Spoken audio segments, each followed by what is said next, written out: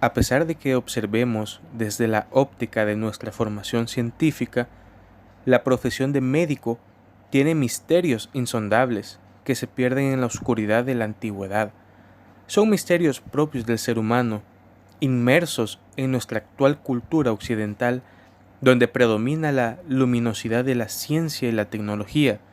No es fácil, o tal vez es imposible, comprender plenamente otras culturas del pasado, e incluso del presente, donde la magia y la religión ocupan un lugar preponderante.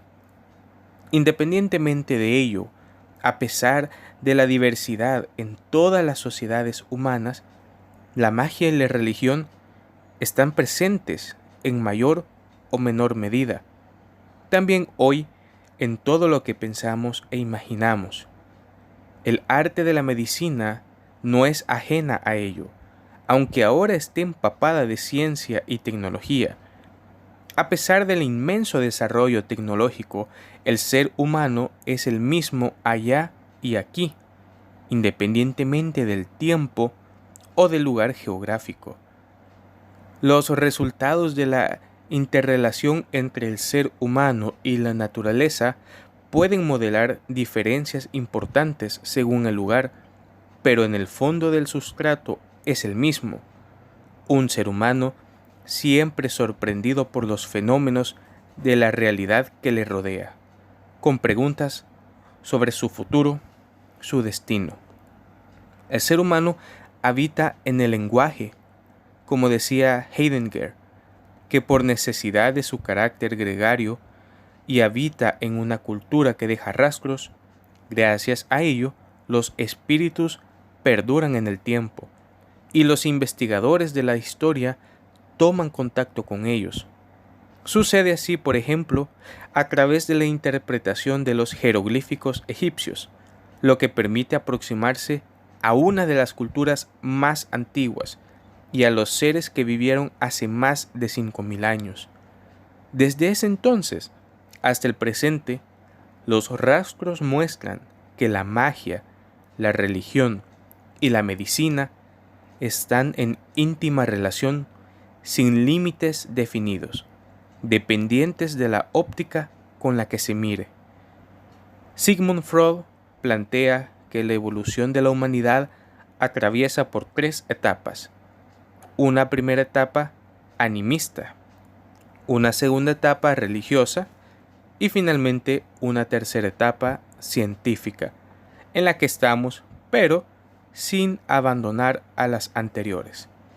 Las situaciones en las que la realidad es ingobernable, como puede ser la enfermedad u otra desgracia, provoca la aparición de ideas que se nos imponen, productos del deseo y que se traducen en conjuros o cábalas o promesas a las diosas a cambio de la salvación y la sanación.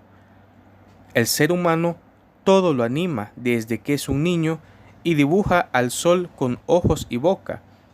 El adulto se enoja y patea una silla por tropiezo, como si ella fuera capaz de haberse interpuesto voluntariamente en el camino, como si fuera capaz de sentir. En los pueblos primitivos, todo está animado con mucha más fuerza que en la actualidad occidental. Objetos y animales, accidentes geográficos y climatológicos. Sigmund Freud, en Tótem y Tabú, utiliza el término omnipotencia de las ideas para referirse a lo que sucede en la etapa mágica. El término fue sugerido por uno de sus pacientes que padecía un trastorno obsesivo-compulsivo. Según Freud, todos los enfermos obsesivos son supersticiosos y casi siempre en contra de sus más arraigadas concepciones, define a la omnipotencia de las ideas como el predominio concedido a los procesos psíquicos sobre los hechos de la vida real y plantea que esta actitud está en el hombre salvaje, que cree poder transformar el mundo exterior solo con sus ideas.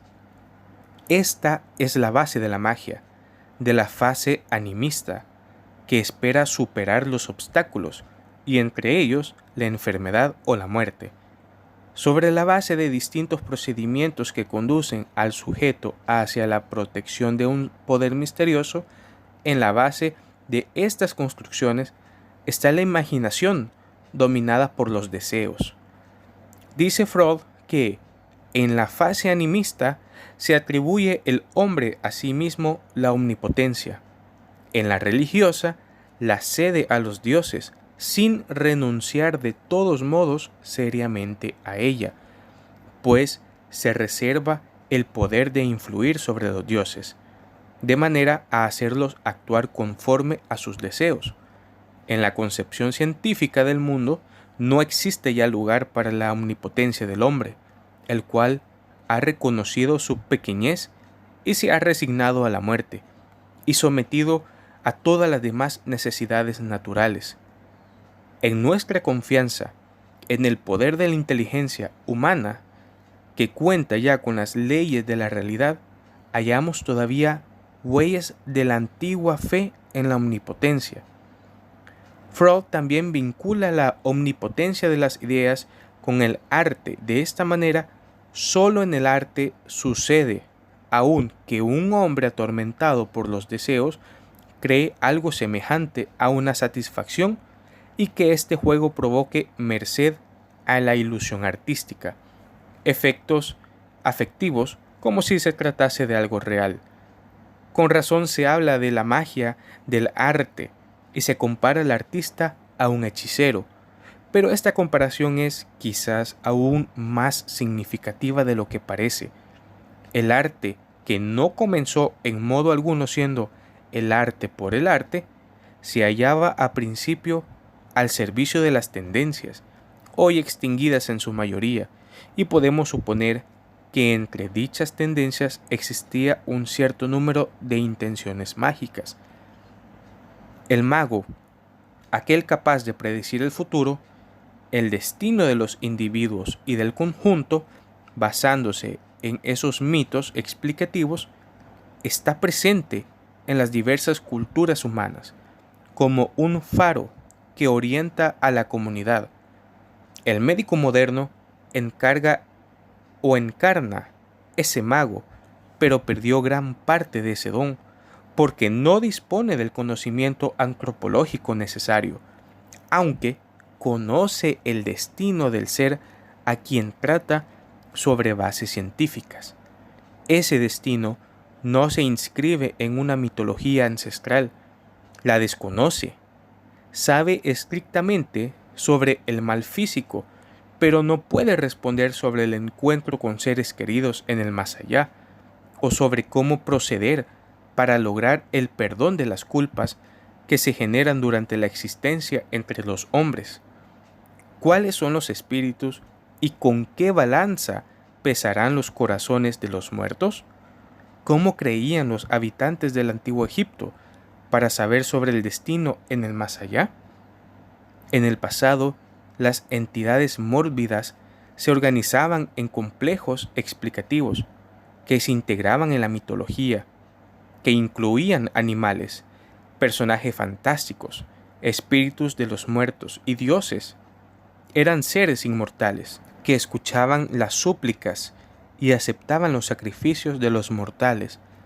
Hoy, esos dioses y espíritus están también presentes, aunque en silencio. En la actualidad, una nueva diosa callada apareció en el firmamento, con la cual no se puede intercambiar nada: la ciencia. Ella actúa sola, aislada, y en ella tenemos fe. Pero es ingobernable. Ya no sirven las ofrendas ni los sacrificios. No tiene piedad. Es aséptica de sentimientos. No tiene alma, porque es el producto de la razón. Razón pura en envase divino, pero sin Dios, atento a nuestros deseos. Cuando el chamán abandona la realidad para entrar en el mundo de sus propios fantasmas, toma contacto con ese mundo inacible, al mismo tiempo que se purifica como un renacimiento, adquiriendo el poder curativo que le permite sanar a su congénere.